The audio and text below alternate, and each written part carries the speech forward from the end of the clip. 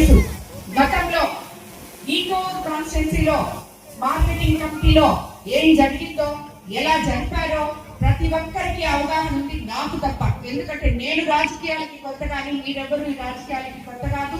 ఈ రైతులకి ఈ మార్కెట్ కమిటీ చైర్మన్ పదవి కానీ, ఈ ఆఫీస్ కానీ కొత్త కాదు. మీరు నిత్యం మేలుతోనే ఉంటారు.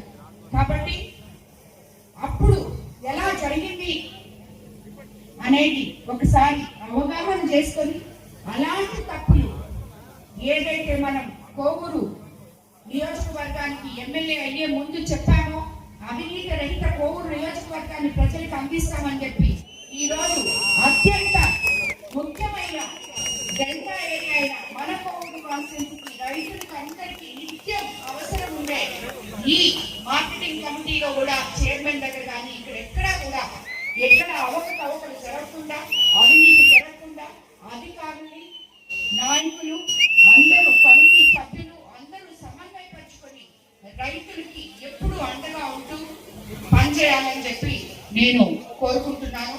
నేను ఎవరికి ఎప్పుడు ఏ కమిటీ చైర్మన్ ఇచ్చినా, ఎక్కడ ప్రమాణ స్వీకారం చేసినా ఇదే చెప్తాను.